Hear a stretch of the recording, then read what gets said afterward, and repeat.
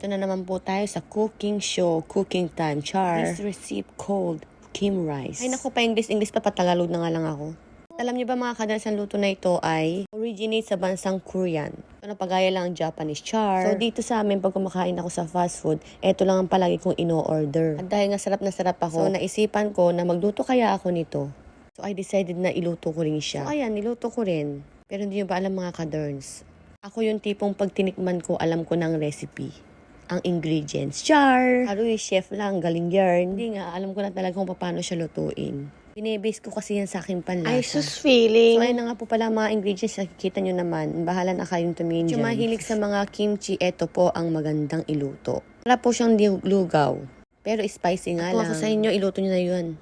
At siguradong mapapawaw kayo. So, ayan, start na po natin ang pagluluto niya. Napakadali lang po. Siyempre, unahin natin igasa ang pork slice. Halo-halo-haluin. Tapos lagyan na po ng sibuyas. Then, halo-haluin.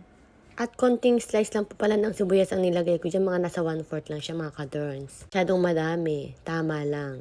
Yung sapat lang char. At habang hinahalo po natin siya, lagyan po natin siya ng panlasa, ang mix na asin at saka ng black pepper. Halo-haluin lang po natin siya hanggang sa maging siya ay halo-halo char. Tapos nilagyan po natin ng mushroom. Tapos halo-haluin ulit. At syempre ang pagkatapos niya na my favorite na kimchi. Tapos halo-halo-haluin.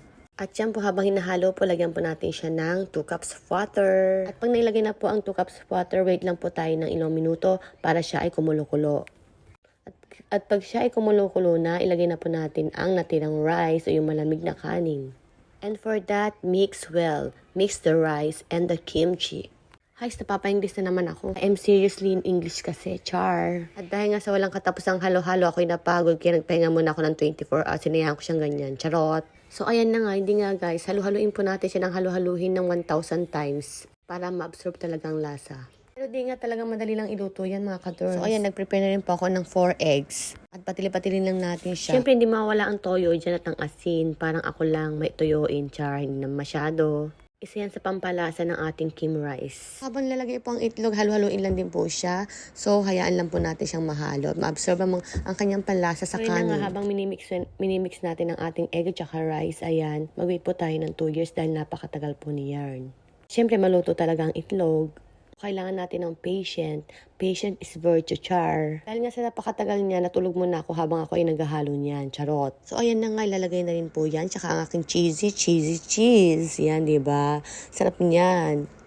Wait lang po natin siya ng ilang minutes. So, go na. Sa mga cheesy girl, pak na pak to sa inyo mga kaderns. At alam kong mag-e-enjoy kayo.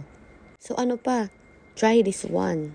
And I ensured you, this is totally 100% perfectly delicious char. Nag-English na naman yarn. Kung ako sa inyo mga kadars, go na. Luto nyo na yan. So, thank you.